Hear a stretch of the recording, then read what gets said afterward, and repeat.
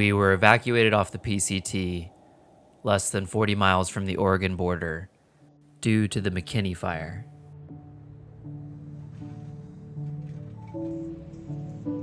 At first, I was in denial, and I secretly plotted ways that I could get back on the PCT and walk my way into Oregon.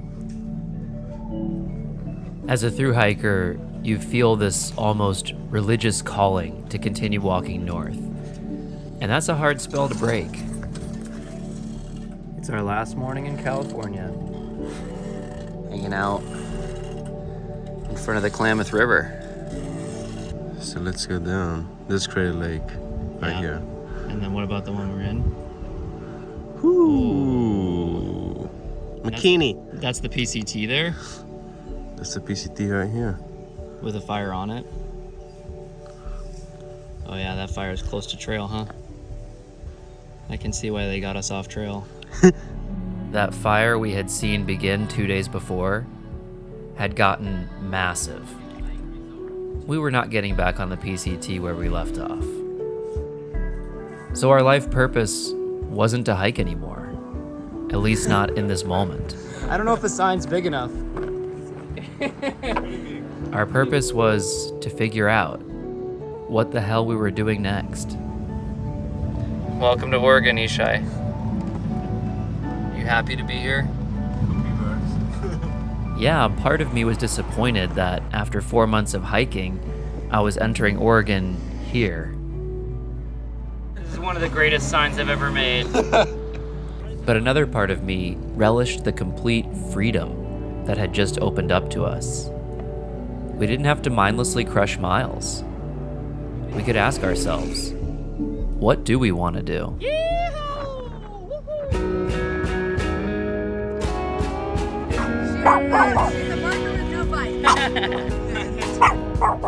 Yeah, we beat them here.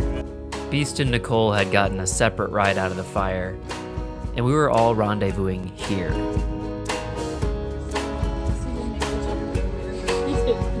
Wide load. We started looking at getting back on the PCT and discovered that a new fire had just started in Oregon. So we would need to skip that and skip the Lion's Head closure from 2020. And as the prospect sank in, we weren't sure that's the direction we wanted to go. What do you do when your whole cross-country adventure is up in the air? You get a bunch of groceries and you cook a banquet. Alpha macaroni. Alpha macaroni. Alpha macaroni. And toast to free falling into the unknown. We checked out this bookstore and started seeing these books about the coast, like the Oregon Coast Trail along beaches and cliffs and rainforest. And a little light went off.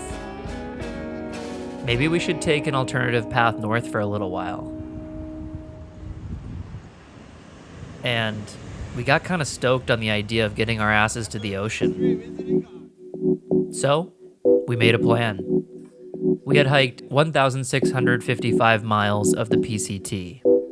We would hitch rides over to the coast and try to hike as much of the 425 miles of Oregon coastline that we could. Then we'd catch rides all the way back to Mount Hood, where we'd head north on the PCT until Canada. We have a plan, everybody. The PCT is super well defined, and the Oregon Coast Trail is not. It was an exciting unknown. Sadly, Ishai was dealing with an injury, and so he was going to stay behind and take things a little slower. We agreed we'd try to find each other later down the trail. Woo! Anybody getting off? Nope. What are we doing? Taking the bus to... What are we doing in general? Oh, we're gonna hike the Oregon Coast Trail now. Instead of the PCT for like however long we feel like it, right? Yeah. And then we'll just see if we want to keep going forever or not.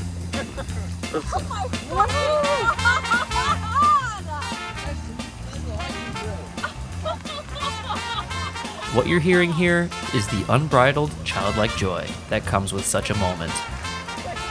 For 4 months, we had only seen mountains. Seeing the ocean was like a spiritual homecoming.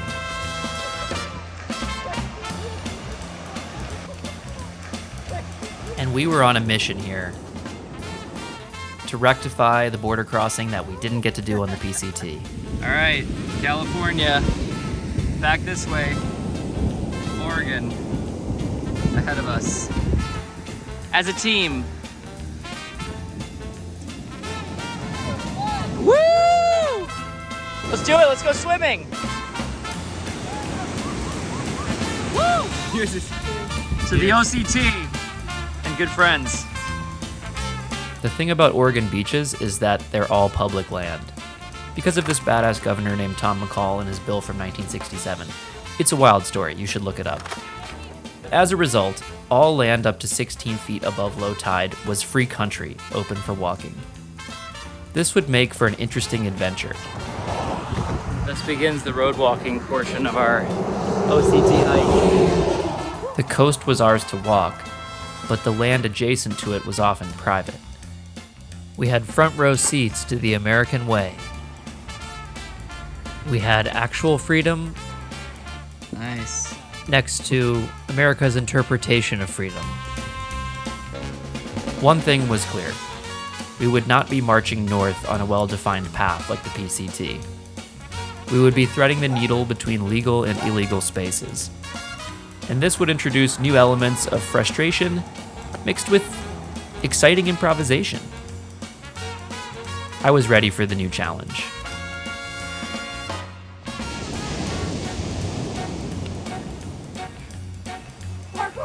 Parkour!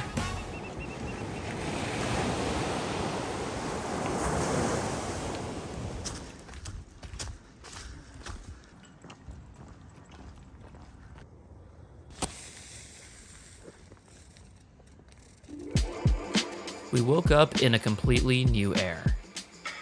This was Pacific Northwest oceanic mist. And now we were sharing campgrounds with bike packers who were doing the Pacific Coast Highway. It's a nice little water station.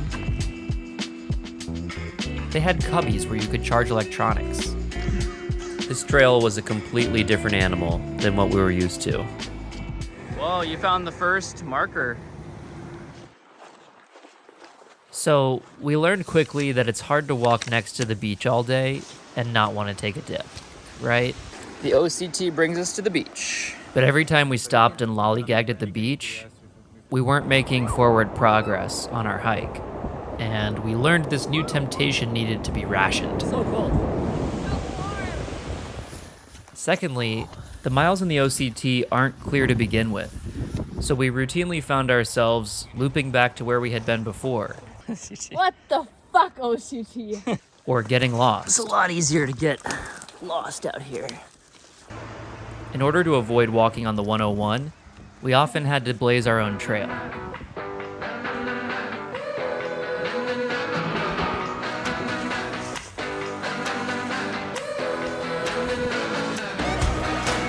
Nice.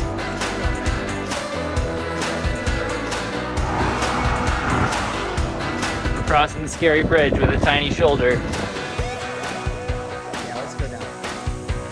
After a couple of tiring days, we found this amazing spot called Secret Beach. There was a waterfall meeting the ocean. We made it to Secret Beach. And we think we're just gonna stealth camp up there. We had the place to ourselves, minus the local seals. Hey.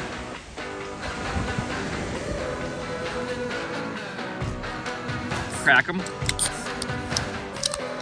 Cheers, y'all. Cheers.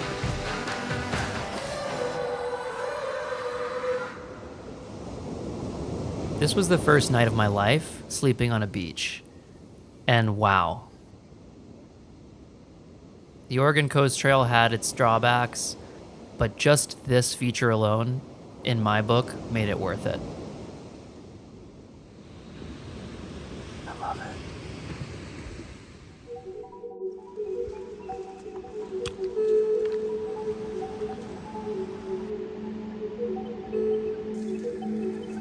Nothing now.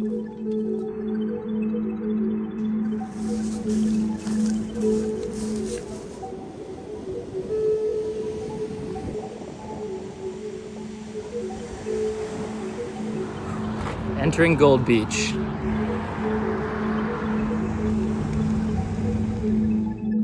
A significant chunk of the coast trail was highway walking, and we were just kind of sick of it. So we decided to catch a bus past the next stretch of highway. It was a weird feeling, further letting go of the integrity of this hike. We had opened a door to skipping that would be hard to close. Which is kind of nice. You're not wrong, Bruja, Ran into Bruja and Kruja. who was here with her mermaidens. We all set out together on the next 40-mile stretch of coast.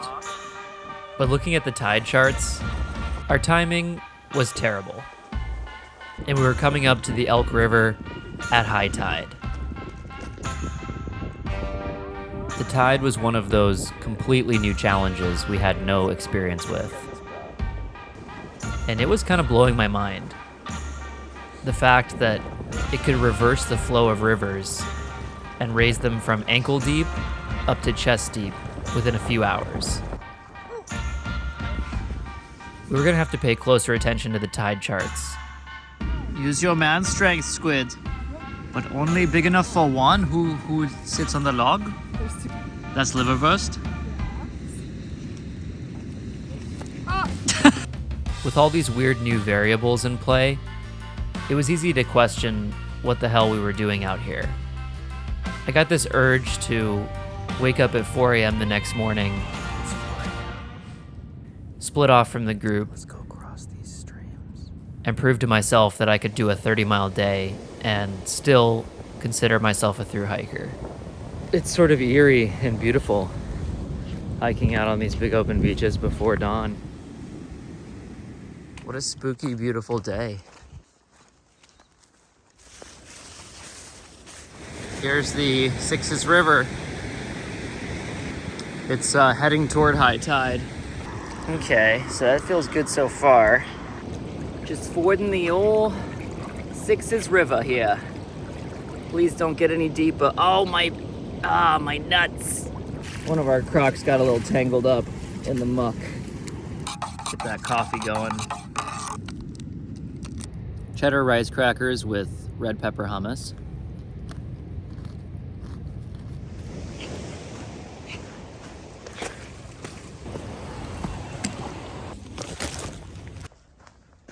Uh-oh. Another fork. Do we go left or right? Assuming we stay left. Woo! We were just down there. My afternoon was filled with interesting strangers, so I went documentary mode. Hey, who are you? So I'm U-Turn, I'm from Florida. And you're doing the OCT Sobo. I'm doing it Sobo, yep. How you finding it so far? Actually, it's been a nice beach walk. That's awesome. Yeah, very nice. Stop into towns anytime I want. And Just sometimes the trail disappears and you just kind of find your own way. kind of figure your own way out, yeah. Yeah, That's the neat thing about these trails is figure it out yourself. exactly. Yeah, a lot of those PCT hikers were used to, well, with Far Out, the app we use now, it's like we're used to it being so clear where to go. And there's already a few PCT hikers that just left the Oregon Coast Trail because they thought it's too hard to figure out. I'm old enough that it was always a map and compass, and it took me a while to get used to GPS, but it can be addicting. But you really need to know how to use a map and compass and get your way around. It's like using Google Maps in a car. Nobody can drive anymore without consulting the computer. Well, good to meet you, and I'm impressed you're doing this trail in sandals. Oh yeah. Yeah. Anyway, nice to meet you, man. Yeah, good to meet you. Here's Flores Lake, which has apparently an amazing kiteboarding scene. You go. See, there you go. Zephyr is really cute. What does kiteboarding involve? I've never done it. I mean, It's you're on a surfboard or like a wakeboard, and you have a kite that's 60 feet in the air that pulls you. you ever get a bad landing? Like you get dragged out? Oh yeah. It's I not was nearly scared of killed that? in Mexico once. I've been coming to the Oregon coast for 35 years. Where do you stay? My friend's place. Oh, got it. And The he friend with the has bamboo. a house. He rents out the house and he lives in his garage. There you go. And I just park in his driveway and we hang out and yeah. That's awesome. You guys got to figure it out. Well, yeah, You're- try. Yeah, no, I've had 13 surgeries along the way. Oh, really? Knees and shoulders and wrists and all kinds of stuff. You're still kiteboarding, so. Oh, yeah. My goal is 80 and it ain't that far off. So, Nice to meet you, Nipper. yeah, you too. A fellow hiker appears from the mist. Say OCT. Woo! Good seeing you guys again. And so what do you tend to do on a daily basis? A lot of my duties, I guess, is beach safety, watching out for people that may not be familiar with the beaches, especially this part of the coast. We have a lot of sneaker waves. Also, this area you're in right now is snowy plover, western snowy plover nesting habitat. What's one of the more hairy situations you've been in recently? Last summer, I had 2 vehicles that came out and got buried in the tide, washing completely over. Oh my God, but the people got out first, obviously. Got out. Hope they had good insurance. I don't know if insurance covers that. And I'm glad you got a chance to come over to the coast and got to enjoy some of this. Even though it wasn't planned, it's still probably a nice change. It really is. It's awesome. See ya. Ranger Rob kind of nailed that one. The coast was a really refreshing change. I was drawn to the PCT because I wanted to wake up somewhere new every day. But even a super adventurous trail can become monotonous. And in some ways I had gone on autopilot on the PCT. Being out here reminded me of how I felt in the Southern California desert. I liked that this trail wasn't well defined, and I had to use my navigational instincts again. It gets pretty wacky schmacky out here. I liked that everything was just different than what we had been experiencing. Holy shit. Dead elephant seal. Decomposed seal. Oh, muscly muscles. Then we got stuck in a gated community. Steve and Chloe gave us a ride out. We ended up at John and Candy's house. I borrowed a bicycle. We cooked a crazy dinner. Next thing you know, we were here, That's where we came from. looking through someone's telescope at an island of sea lions. Oh, the elephant seal's stirring. Like they just walk over each other like buffoons.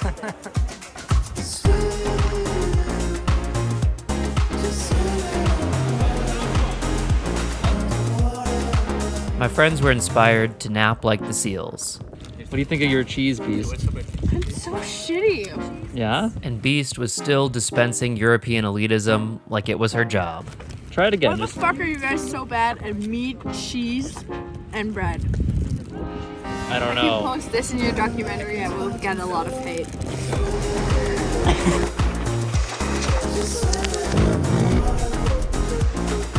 Apparently we're not supposed to keep going. What a journey.